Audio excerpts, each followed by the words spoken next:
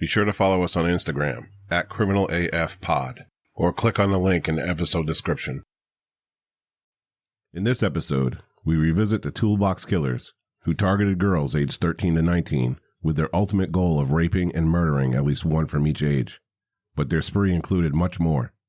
They used tools to mutilate their victims while they were still alive, and one such brutal and terrifying moment was recorded on audio tape. I'm Dave Jari. I'm Garrett Corder. And this is Criminal as Fuck.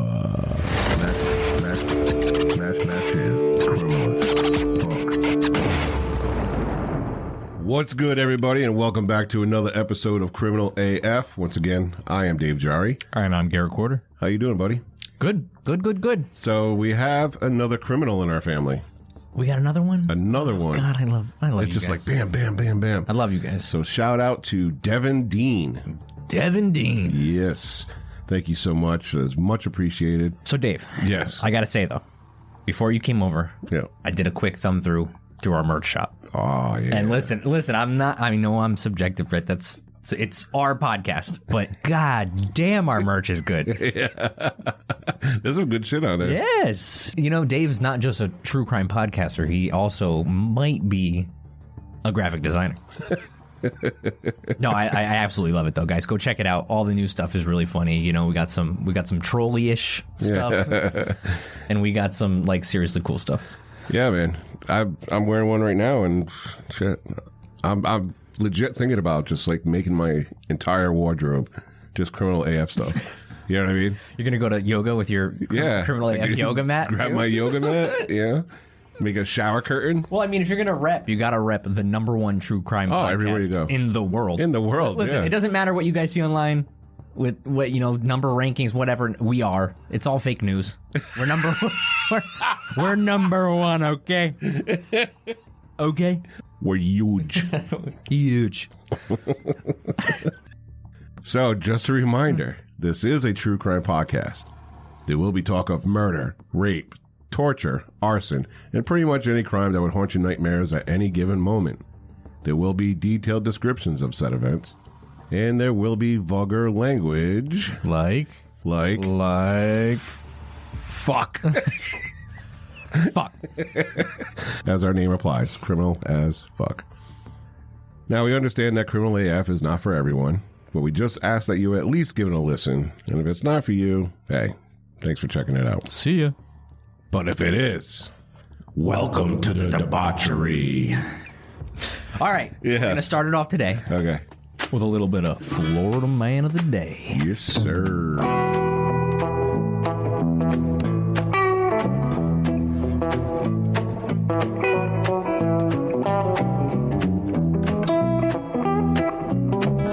This one's a good one. Okay, I'm ready for it. Tampa, Florida. Okay. Actually, underrated city in Florida, by the way. Tampa?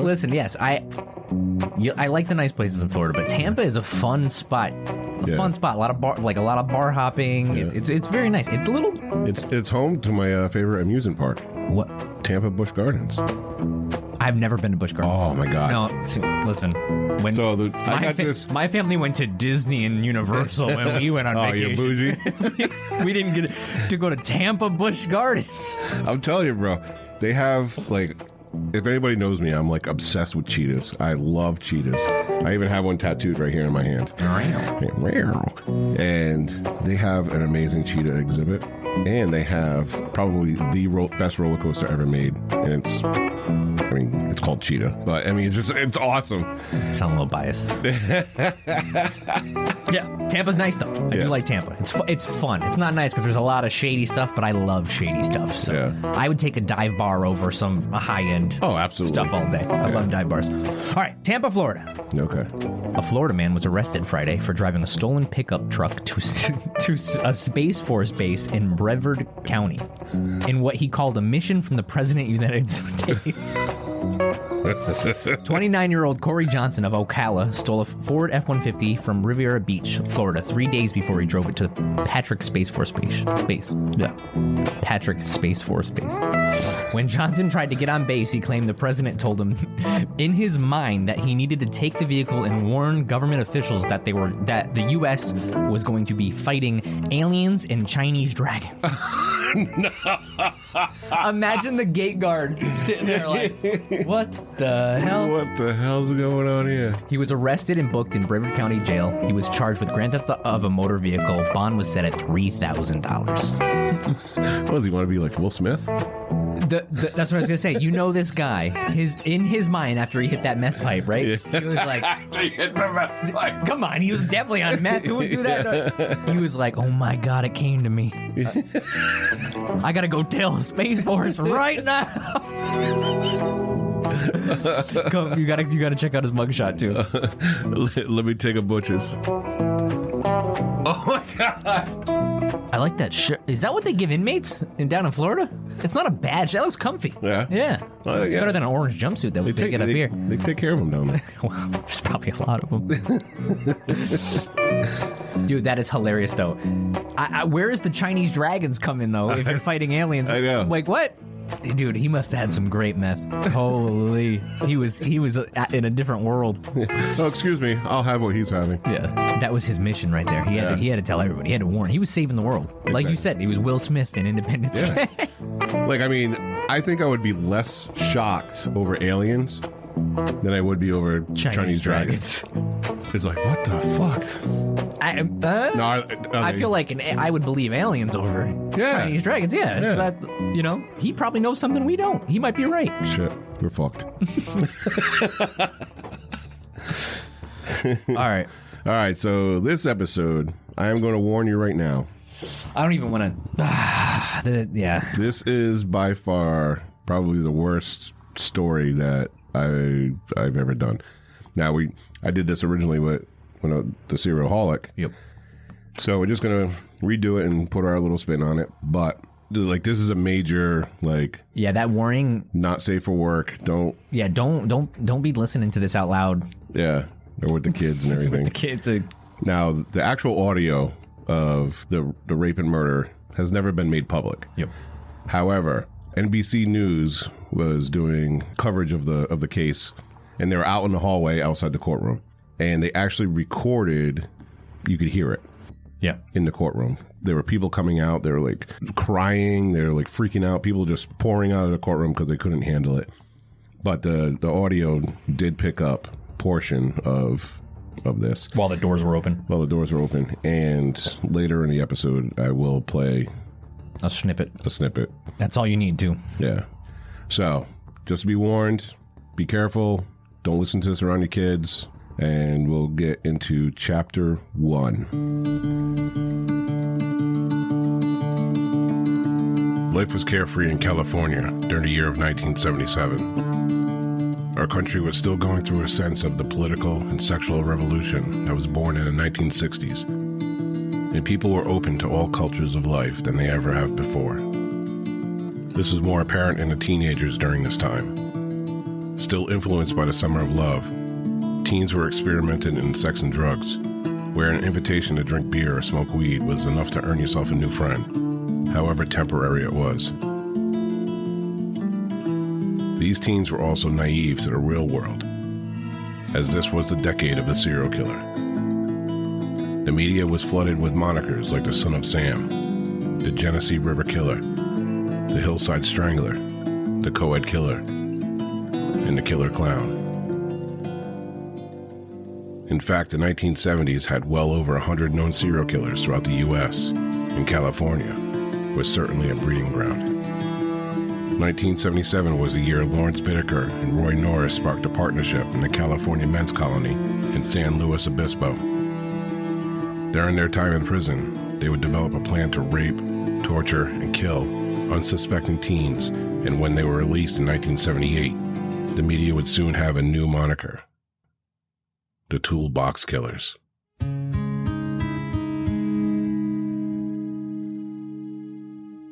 Lawrence Sigmund Bittaker was born in 1940 to a couple who had chosen to not have children. He was placed in an orphanage and was soon adopted. Bittaker moved often as a child and failed to develop any meaningful or lasting relationships with his peers.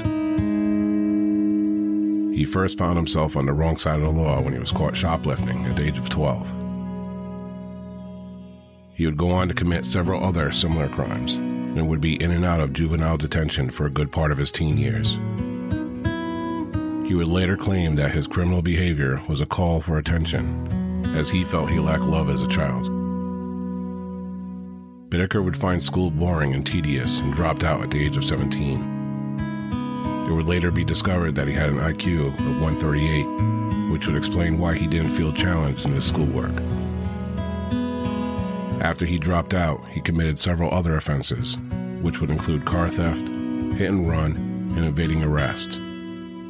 He was sent to the California Youth Authority until the age of 18. Roy Norris was born in Greeley, Colorado in 1948. His parents, who had not intended to conceive him, were forced into marriage to avoid the social stigma of the time. His father worked in a scrapyard, and his mother, a drug addict, was unemployed. From the moment of his birth, it was evident that his parents didn't want him. He was neglected often and would bounce between living with his parents and foster homes throughout his childhood. He would recall his experiences from his time spent in foster homes and would describe years of being denied sufficient food and clothing, and in one instance, sexual abuse. While visiting a female family member when he was 16, he made sexual advances towards her. She reported this event to his father and, in turn, became violent with Norris. He stole his father's car and drove to the Rocky Mountains to kill himself by injecting air into his veins. He failed. He was later apprehended as a runaway and placed back into the care of his parents, who abruptly informed him that he was no longer wanted. He dropped out of school and joined the Navy in 1965 and deployed to Vietnam in 1969. During his tour, he would experiment with heroin and marijuana, and he was discharged from the Navy after he was accused and arrested for several sexual assaults. So the prison where they were both sent to, it wasn't segregated like it is today, separating the sex offenders from Gen Pop, from high profile, So in the 70s, there was medium and low security inmates, and they were housed together, which is how Bittaker and Norris first came together. Now, Bittaker was a low-level thief, never really escalated to that type of, violent crime. And Norris was serving time for a series of sexual assaults. So that's how they came together. A callback from one of our previous episodes, the Cheshire murders. Mm-hmm. Very similar, those two.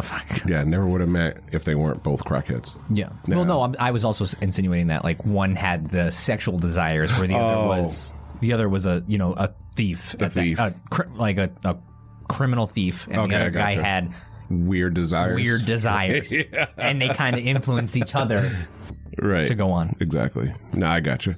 Now, Bittaker, when he first got out of prison, when he was 18, he discovered that his adoptive family had moved to another state, just up and left. We're sick of you.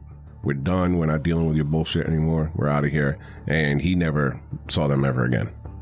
So I don't blame the family. Because this dude was in and out of freaking juvie, constantly. I mean, chalk one up too for another individual that we've had, that we're talking about in this show. High IQ, dropped out of school with 138 IQ. Yeah, it's every single one of them. Now, with the high IQ thing, the reason he was such a failure in school is because what they believe is that he wasn't challenged. Yeah, he's just like, whatever, this stuff is stupid. Now with Norris, he first got in trouble in 1969 while he was in the Navy, and he sexually assaulted a woman and tried to assault another woman in her car. He was released after trying to break into a woman's home, and doctors diagnosed him with schizoid personality disorder. And they were like, you know what? You're not cut out for the Navy. So what do you think the Navy would do?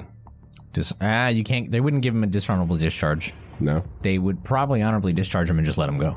That's exactly what they did. Yeah, I mean, they can't hold it against you, especially if you got a diagnosed. If you're diagnosed something, they're not going to give you a dishonorable discharge. But wouldn't there be a medical discharge or something? I mean, I don't think there is. There might be. It's 4F. It's called 4F. You're not fit for duty. But they were like, we'll honorably discharge you. You're good. Have fun in the real world. A different time too. Yeah. So we'll go into chapter 2, where they start devising their plan to murder and rape people.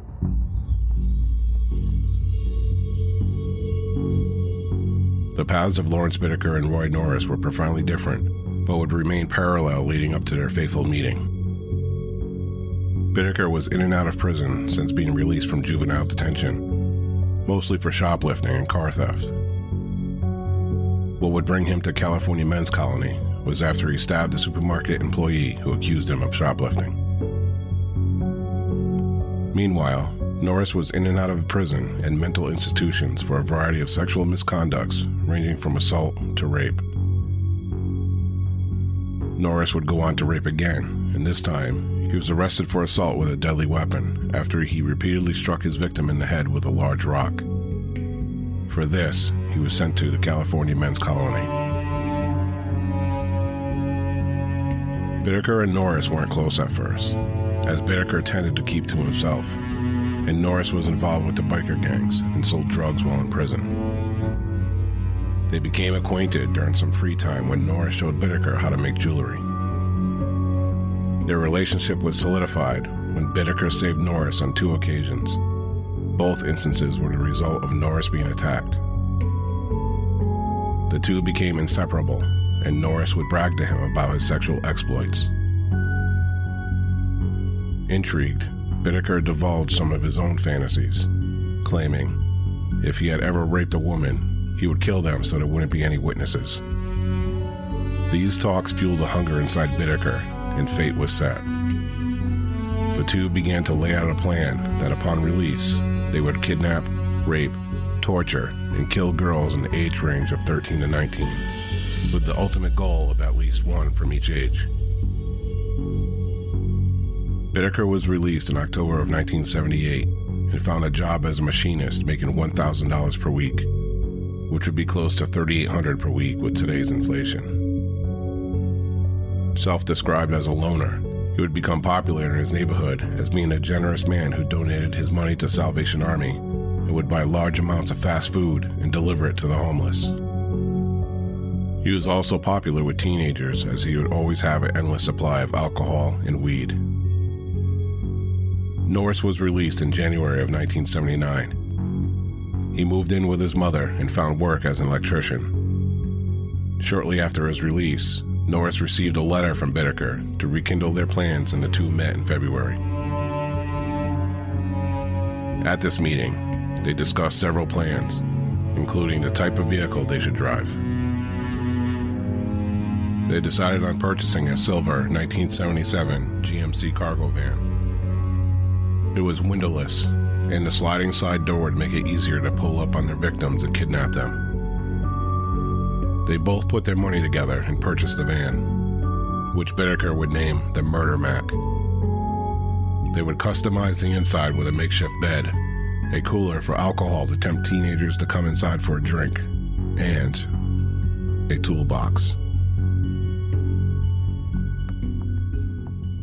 We talked about Norris being discharged from the Navy. Not too long after he was discharged, he was arrested for assault with a deadly weapon after beating a woman he was stalking at San Diego State University.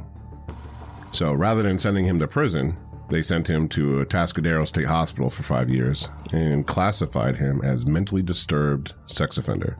Makes sense? Yeah. Now, while there, doctors miraculously declared that he was rehabilitated and said he would no longer be a threat to society. He's solved! Yep. And he was released in 1975. Now, if you recall from our Ed Kemper episode, where was he after he killed his grandparents? Wait, it wasn't the same place, was it? Yes. He was sent to Atascadero State Hospital. Yes, it was Atascadero. Oh, dude, they have a horror. Whoever that doctor was. They're not doing a good job of sending people back into the... No, you have been saved. They're like, here. What a crazy... It's like the old-timey doctors, Yeah. They're like, here, have some cocaine. Do some cocaine about it. Yeah, there's ghosts in your bones. Yeah.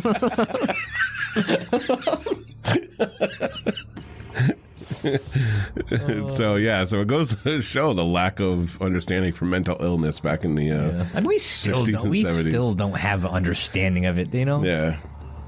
But Jesus Christ, I saw that and I'm like, are you fucking kidding me? I have to look up. I'm actually curious. I didn't look it up, but I want to see if Kemper and Norris were there at the same time. 70? No, they weren't. They would.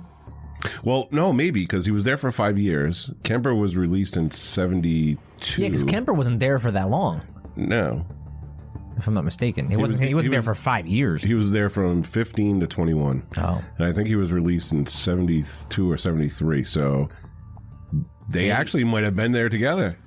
That's crazy. Wow. What a small world. Wow. So basically, you know, if you want to become a serial killer, just go to the Atascadero State Hospital. Bedwetter. Bedwetter, arson. 5150. Yeah. At Atascadero. Yeah. Just go to Atascadero. Well, you know, one thing unrelated to, you know, crime that stood out to me is that he made $1,000 per week. In 1979. 78. Yeah, 78. But what's crazy about that, too, is nowadays, if you go to jail, you're done. Yeah, unless you create your own business or do something like that. You can't just go find a job as a felon. Right. It's crazy how times have changed. Like, that is almost like a sentence where you know you're going to be struggling for the rest of your life. Unless you have some sort of skill or trade or something. Yeah, like $1,000 a week in 78. Ballin'. He was loaded. Bittaker and Norris, they wouldn't start their plan right away. You know, they had, homework to do. So from April to June of 1979, they would allegedly cruise the beaches and highways picking up teenage girls. You know, they would party, they would smoke weed, drink. And you want to smoke some weed? Right. So, and they'd let them go without a scratch. You know, this was just practice. So they wanted to hone their skills, and they were quite successful with their laid-back, good-time approach. And, of course, with the drugs and alcohol. Now the van, too. Oh, yeah, that van. Stereotypical serial killer van. Yeah, you got a bed in the back, baby. Ugh. Yeah. So they also needed a place to commit their crimes and dispose their bodies. And Bittaker knew just a place where he used to go with his youth group when he was a child, and that was the San Gabriel Mountains. So him and Norris would travel up to the San Gabriel Mountains, and they found a fire road, which would be perfect. So Bittaker broke off the lock that was on the gate and replaced it with his own lock, so they could have access to it whenever they wanted. Now their plan was set. So in Chapter 3, we'll go into their first abduction.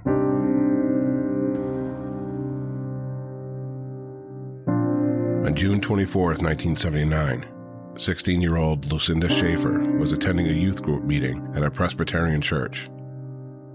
At around 7:30 p.m., the meeting concluded, and Lucinda was walking back to her grandmother's house when Bittaker spotted the young teen. He pointed her out to Norris by saying, "There's a cute little blonde." They pulled over and made several attempts to have her enter the van, first by offering her ride, then by offering her weed and alcohol. The ruse they had practiced for months didn't work with Lucinda. Being a devoted Presbyterian, declined all of their requests. This didn't sway Bittaker and Norris. They drove a short distance up the road and pulled to the side. Norris opened up the sliding door and hopped out. With his head and shoulders inside the van, they waited as Lucinda passed by. Norris made his move and grabbed Lucinda, dragging her into the van. He then bound her arms and legs and gagged her with duct tape. When they reached the fire road, Norris told Bittaker to take a walk for an hour and savagely raped her. When Bittaker returned, it was his turn to rape her as Norris took a walk. Norris returned and raped her again. Both would later pin the murder of Lucinda on each other, but according to court documents, it was Norris who made the first attempt. Lucinda, in a manner of acceptance of her fate, asked Norris for a moment of prayer before they would take her life. They both laughed at her. Norris proceeded to strangle Lucinda, and after seeing the look in her eyes, released and jumped out of the van to vomit. Bittaker quickly took over and stopped after Lucinda began convulsing. He then wrapped a coat hanger around her neck and twisted it with a pair of pliers he retrieved from the toolbox. Lucinda was dead and denied of her wish to have a moment with her lord. They wrapped her in a shower curtain and threw her over a cliff into a canyon.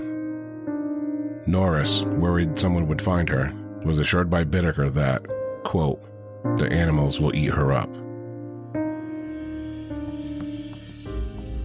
So at first, when Lucinda Schaefer was kidnapped, she was screaming so loud that Bittaker had to turn the volume up on the radio to drown out her pleas for help. But Bittaker would later say that soon after her kidnapping, Lucinda, and I quote, displayed a magnificent state of self-control and composed acceptance of the conditions of which she had no control. She shed no tears, offered no resistance, and expressed no great concern for her safety. That's horrible. Now, whether or not that's true, who knows? As we discussed, she was very religious. Yeah, it's almost like she knew she was going to die that day. So she made her acceptance with God, and she actually asked they would give her a moment to pray to God. They couldn't even give her that. They basically laughed at her and started strangling her. So it's funny too, because they've planned this for so long, but you throw up when you see the look in her eyes the first time too. Yeah. So like it shows a little human moment into animals, and the fact that it's crazy that there's something there that makes you realize you're doing something wrong. Yeah, and he still right. Continued. Well, I think the whole thing was, and part of the plan was not to let any of these girls survive, regardless. It just kind of dives into where their psyche was at the time of the planning and at the time of the actual murder. I don't know. Bitter was like, God damn it, Norris, come here, I got it. Which is kind of weird because, when you look at their history, Norris is the one that's already had, the assaults, right, sexual abuse, and right. And Bittaker was, he did end up stabbing somebody, but it was mostly just petty crime, thefts and whatnot. So who was the mastermind in all of this? You know what I mean? And as the story goes, you kind of look to Bittaker as being the instigator, but then Norris was the one who had sexual urges and whatever. Yeah. So, but we'll talk about the next kidnappings in chapter 4. Andrea Joy Hall grew up in Akron, Ohio. She had moved to Los Angeles in February of 1978, and she wrote her family often. She had been unable to find work in her new town and made whatever money she could by donating her blood. 2 weeks after Lucinda's murder, on July 8th, 1979, Bittaker and Norris spotted the 18-year-old, who was hitchhiking on the Pacific Coast Highway. They began to slow down to offer her a ride when another vehicle moved in to pick her up. Andrea entered that vehicle, and they took off.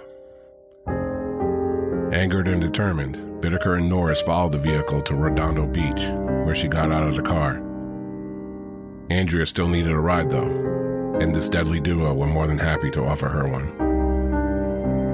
Norris moved to the back of the van, so it appeared Bittaker was alone. They pulled up alongside of Andrea, and Bittaker offered her a ride. She accepted.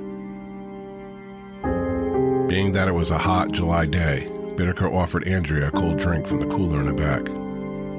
When she went to go retrieve it, Norris pounced. She put up quite a fight, as Norris recalls, but he was able to subdue her by twisting her arm behind her back as she screamed in pain. Norris then gagged her and bound her wrists and ankles. The pair drove Andrea to the killing ground in the San Gabriel Mountains. This time it was Bittaker who raped her twice and Norris once. During Bittaker's second assault of Andrea, Norris thought he saw headlights. Bittaker covered Andrea's mouth and dragged her into nearby bushes as Norris went in search of the alleged vehicle.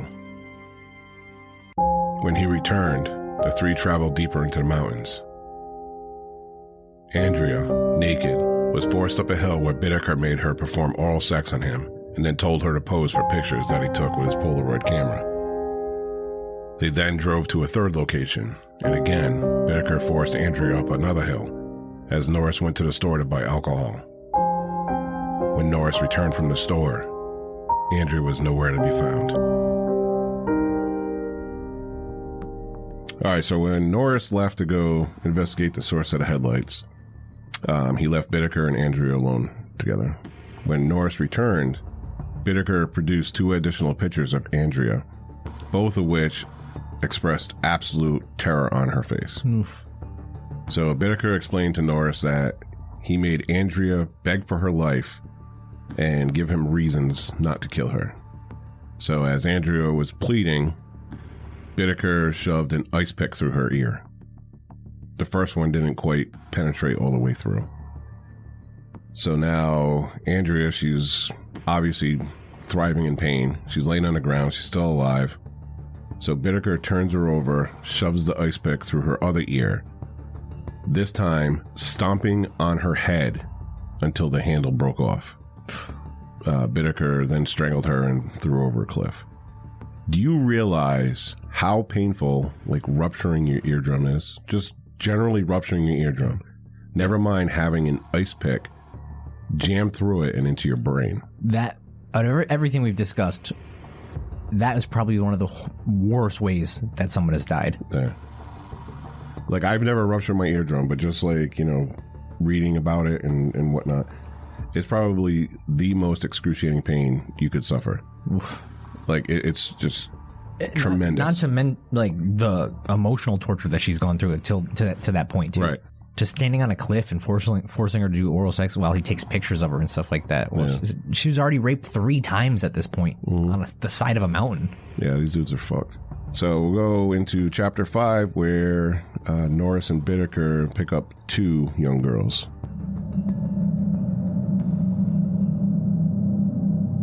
Again, on September 3rd, 1979, Bittaker and Norris were traveling along the Pacific Coast Highway where they came across 2 girls sitting at a bus stop. 15-year-old Jackie Gilliam and 13-year-old Jacqueline Lamp had been walking and hitchhiking when they stopped at the bus stop near Hermosa Beach to sit on a bench and rest. They pulled up alongside the girls and offered them a ride. They accepted. Once in the van, Norris brought out some marijuana, and the 4 smoked for a while until both girls noticed they were no longer on the PCH. They made it known that they wanted out of the van, as Bittaker and Norris both came up with excuses as to why they were heading to the San Gabriel Mountains. These girls could not be persuaded. Jacqueline attempted to open the sliding door, and as she did, Norris hit her in the back of the head with a bag filled with lead weights, knocking her unconscious. He then attacked Jackie and began to gag and bind her. Jacqueline woke up and again tried for the door. She succeeded, though temporarily. Norris jumped out, grabbed her, and pulled her back into the van. Bittaker, aware that this all occurred where there could have been witnesses, parked the van in a secluded area.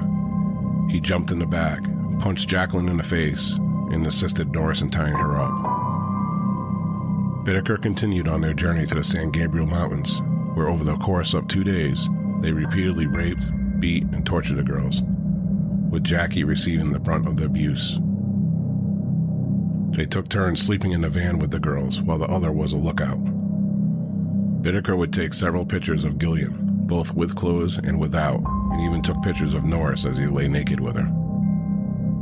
For his part, Norris would take pornographic pictures of Jacqueline. This is the first known instance in which Bittaker brought out an audio recorder while he was raping Jackie. He forced Jackie to pretend that she was his cousin and encouraged her to scream out in pain. Bittaker would take the audio recording of his raping of Jackie and bury it in a cemetery. That recording has never been found.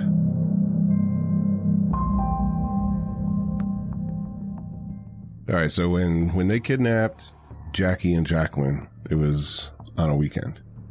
So neither of them had work, neither of them had places to go. So they actually held them for a couple of days up in the mountains. You know, they took turns sleeping with them, raping them, all this other kind of stuff. 2 days of hell. Now, Jackie got the brunt of the torture. Do you think because she was the older daughter, that's why she got most of the brunt? Do you think there was like any remorse there that they were torturing a 13-year-old girl? I mean, 15 is still a child. Right. But do you know what I mean? Do you think it's anything? I don't think it has anything to do with, like, conscience. You know? I think maybe they both found her more appealing or whatever. I have no idea. But, yeah, she definitely took the brunt of it. And Bittaker would stab her breasts with the ice pick while raping her. And he also tore off her nipples with a pair of pliers.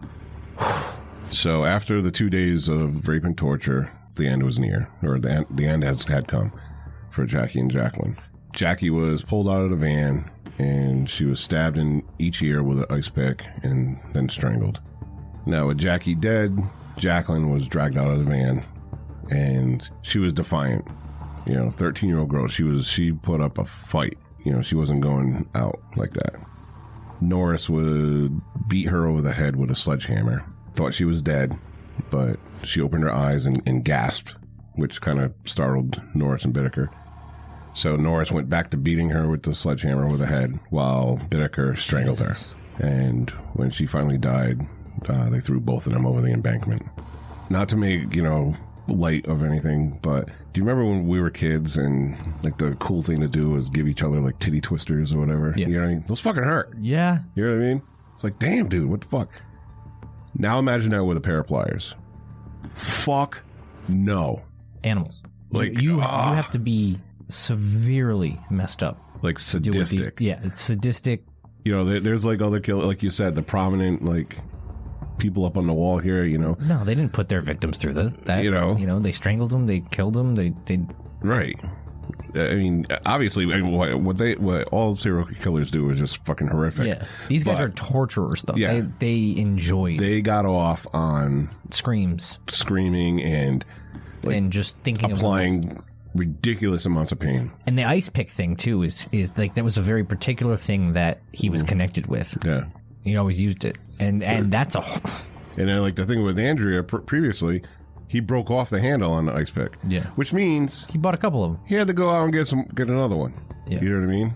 Like, this is like... Like, I don't know if you want to call this crazy. Like, I think this is a very sane, intentional act. I'm like, if you can go out and buy new ice picks to now use on a new victim. Yeah. I'm also thinking, later down the road when eventually the jury does... these two would get caught. The poor jury, anybody who's inside that courtroom that has to see all the evidence too. Mm-hmm. They're scarred for life. Yeah, it's awful.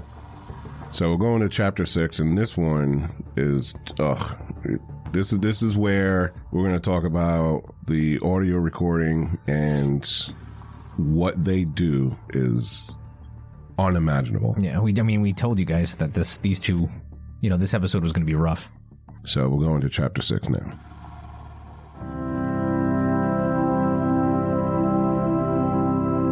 On October 31st, 1979, 16-year-old Shirley Ledford had attended a friend's Halloween party in a suburb of Los Angeles. She walked to a nearby gas station looking for a ride home when a familiar face approached. What could be assumed as a cordial greeting took place as Shirley stood there talking with Lawrence Bittaker. Lawrence and Shirley knew each other, with Shirley working part-time as a waitress at the restaurant Bittaker would often frequent. Remember, Bittaker was popular in these parts, especially with the teenagers. With an offer to take her home, Shirley entered the van. While Norris was distracting Shirley with an offer to smoke weed, Bittaker pulled down a secluded street. Norris jumped Shirley and held a knife to her as he bound and gagged her with duct tape. Bittaker and Norris switched places, and Norris began driving aimlessly around town as Bittaker tormented Shirley in the back of the van. It was then Bittaker instructed Norris to turn on the tape recorder. This audio recording was found in the tape player of Bittaker's van. It has never been made public. However, during the trial, NBC had cameras set up outside the courtroom. For a brief moment, you could hear Shirley's screams. I will play a portion of this event soon, but I will remind you, discretion is strongly advised. For over an hour, Bittaker brutally tortured Shirley Ledford. He and Norris then switched spots, as Shirley lay crying and moaning in the back of the van. With Shirley's genitals and rectum viciously torn by pliers, Norris couldn't rape her. He did, however, force the already agonized girl to perform oral sex on him. Once he climaxed, he turned the recorder back on. This is when Norris began his own torture of Shirley. He used a hammer to shatter Shirley's elbow and continued to use the pliers to rip off pieces of Shirley's flesh. After 2 hours of rape and torture, Norris wrapped a coat hanger around Shirley's neck and twisted it with the pliers. They both later claimed that Shirley didn't put up much of a fight as she died.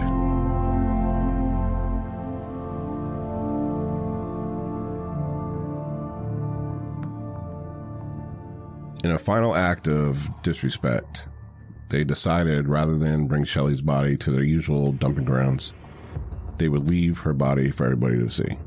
They wanted to see the shock value of the general public. So they selected a random house and placed her body in an ivy bed, stark naked, with her arms and legs spread open, just defiling her corpse. Now, she was found by a jogger the next morning. In all, Shelley's injuries were so severe that the medical examiner had a difficult time determining which injury was the cause of death, and they ultimately declared that she died by strangulation. In addition to the signs of rape, her injuries included blunt force trauma to the head, face, and breasts. Blunt force trauma to your breasts. Like, that's serious fucking damage, all right? She had puncture wounds to her breasts and deep lacerations to her fingers. Her elbow sustained multiple fractures when Norris was smashing it with the sledgehammer. Yep. Her clitoris, labia, vulva, vagina, and rectum had numerous tears caused by the pliers used by Bittaker. Now, all of this was when she was alive. Yes. And still forcing her to perform sex acts on them while, if you think about it, they couldn't even rape that poor girl because of the damage that they inflicted on her. Yeah. That's horrible. That's absolutely horrible. And this is supposed to be like somebody that Shelley knew. Like her and Bittaker knew each other. Yeah. You know? I think the worst part back in that episode is when you said that they later claimed that Shirley didn't put up much of a fight as she died. Yeah. That tells even into his later years before he died, like he would sugarcoat the whole process. You know, like all these girls were willing, all these girls, you know, they liked the torture, you know. Yeah, I'm sure. They enjoyed it. No, bro. No. Let me fucking stick an ice pick in your fucking ear. Yeah. Let me rip your nipples off with a fucking pair of pliers. Yep. You know what I mean? Fuck you. Nobody fucking enjoys that, you piece of shit. But, so, to this point, Shirley was the only victim that had been found. They didn't know about the others yet. Now, in the next chapter, we'll talk about, you know, the trial and everything. But this is the point where I'm going to include the audio. Now, if you don't want to hear it, skip ahead a couple of minutes. But I think it's important to hear just this snippet. So, one, to stay true to the story, and two, to put people in, you know what I mean? Yeah, when I heard that clip too, my instant thought was that was 5 seconds, and I couldn't. I just I had to no, all right, that's enough. That's enough. This went on for hours, or 2 days in some situations. Right. These guys were doing this to individuals repeatedly. That it makes me panicked hearing that. How could you be in the van with that for 2 days without, you know? I mean, feeling something. For me, right, and same thing with me, is hearing that for 2 seconds is just my stomach automatically turns. Yeah. How the fuck could you withstand? Ugh, I don't know. But we'll play the audio. If you don't want to hear it, fast forward, and then we'll go right into chapter 7. This episode of Criminal as Fuck contains descriptions of disturbing, graphic violence, which may be offensive to some people. Listener discretion is advised.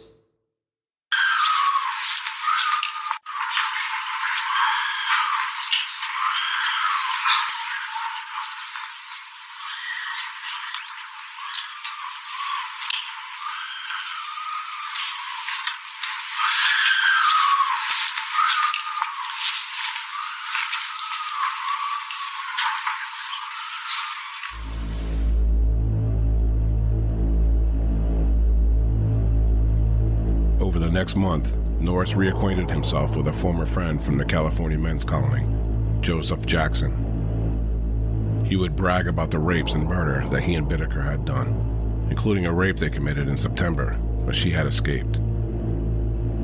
Obviously disturbed, Jackson would report this information to his attorney, who advised him to go to the police.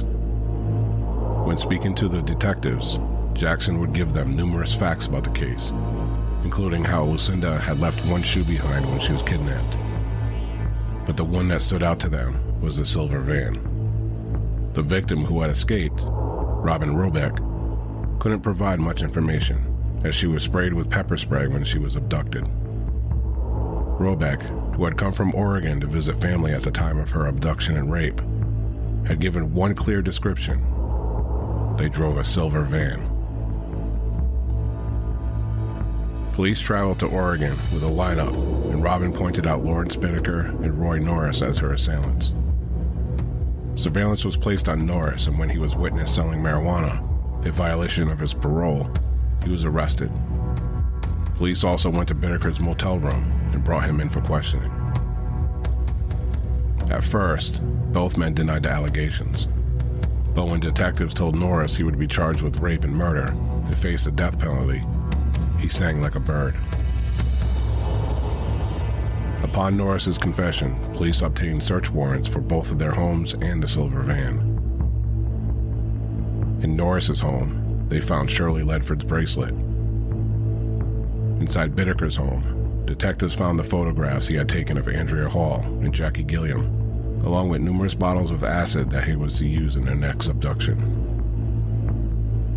With evidence mounting against both men, Norris agreed to cooperate with the promise prosecutors wouldn't pursue the death penalty. Norris led them to the locations he believed the bodies were dumped. They found the skeletal remains of Jackie Gilliam and Jacqueline Lamp scattered over a vast area by wild animals. Lucinda Schaefer and Andrea Hall have never been found. Bittaker was eventually tried and convicted for the murders of Lucinda Schaefer, Andrea Hall, Jackie Gilliam, Jacqueline Lamp, and Shirley Ledford. He received the death penalty, originally scheduled for 1989, but it never happened. He stayed on death row until his passing in 2019. For Norris's cooperation, prosecutors petitioned the court for life in prison. In a decision that would shock the victim's family and the surrounding community, the judge sentenced Norris to 45 years to life. Norris was up for parole in 2019, but was denied. He died in prison in February of 2020.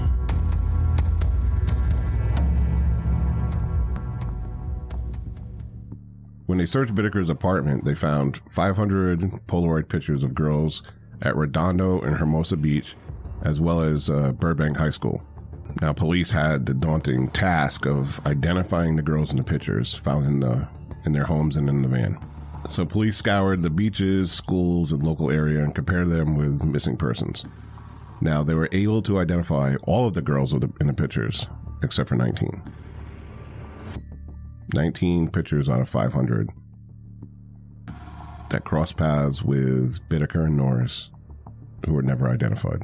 So it raises the question, now that these girls just like run away, or were they actual victims? Yeah. So that's something that's never been determined.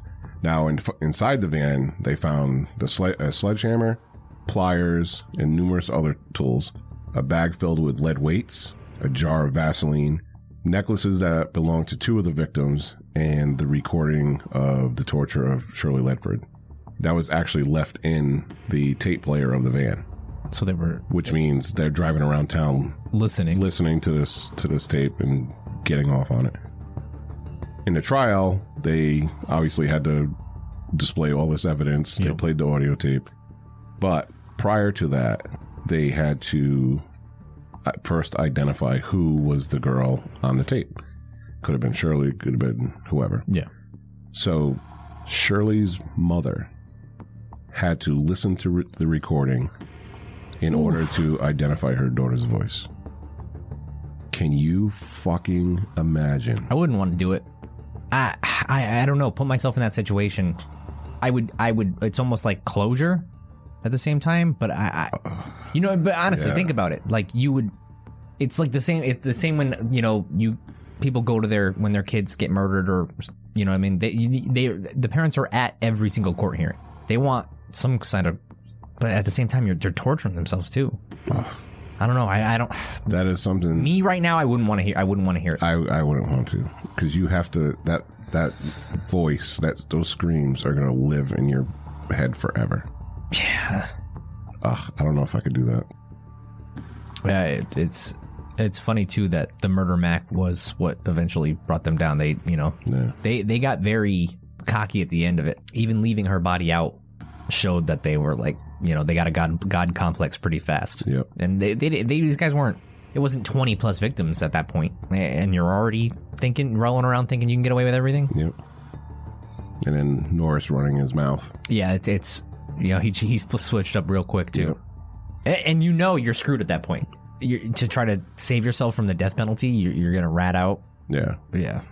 And in his whole defense and his story was like, oh, I was just a participant. I wasn't the mastermind. Blah, blah. Yeah. But then again, you're the one going around bragging that you're doing this to all these women. Yeah. You know what I mean? They both participated in every... They thought they were smart by downplaying everything, sugarcoating everything, but you're both fucking, like...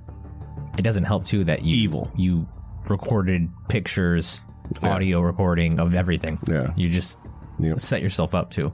So that'll do it for the Toolbox Killers. If you like what you heard, go to Apple Podcasts, Spotify, or wherever you listen to podcasts and leave us a review.